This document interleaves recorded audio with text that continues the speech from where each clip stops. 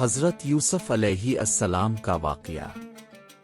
کچھ عرصہ پہلے سرزمین کنعان میں یوسف نام کا ایک لڑکا رہتا تھا جو اپنی غیر معمولی خوبصورتی اور حکمت کی وجہ سے مشہور تھا۔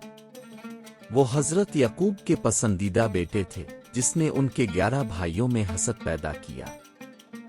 خوابوں کی تعبیر کرنے کی یوسف کی صلاحیت نے اس کے اسرار میں اضافہ کیا، جس نے ایک رات یوسف نے ایک روشن خواب دیکھا۔ اس نے 11 ستاروں، سورج اور چاند کو اپنے آگے سجدہ کرتے دیکھا۔ پرجوش ہو کر اس نے خواب اپنے والد کے ساتھ شیئر کیا جو اس کی اہمیت کو سمجھتے تھے۔ میرے بیٹے، یعقوب نے کہا، یہ خواب تمہارے بارے میں بتاتا ہے۔ لیکن اس کے بھائیوں نے حسد میں آ کر اس کے خلاف سازش کی۔ انہوں نے اس سے جان چھڑانے کی سازش کی اور ایک ناخوشگوار دن انہوں نے یوسف کو ایک ویران علاقے کی طرف راغب کیا۔ اپنے حسد پر قابو پا کر انہوں نے اسے ایک گہرے کنویں میں پھینک دیا، یہ یقین رکھتے ہوئے کہ وہ اسے اپنی زندگی سے مٹا سکتے ہیں۔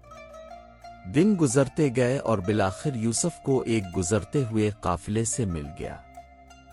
انہوں نے اسے کنویں سے نکال کر مصر میں غلام بنا کر بیچ دیا۔ مشکلات کے باوجود یوسف اپنے ایمان پر ثابت قدم رہے، اس پر بھروسہ کیا۔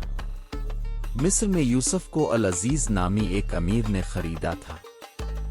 اس نے اپنے مالک کی وفاداری سے خدمت کی، اس کا اعتماد حاصل کیا۔ تاہم رئیس کی بیوی زلیخا یوسف کے حسن کے سحر میں گرفتار تھی۔ ایک دن اس نے اسے بہکانے کی کوشش کی۔ یوسف نے اپنے اصولوں پر قائم رہتے ہوئے اس کی پیش قدمی سے انکار کر دیا اور فرار ہو گئے۔ اس کے غصے میں زلیخا نے اس پر جھوٹا الزام لگایا، جس کے نتیجے میں اسے قید کر دیا گیا۔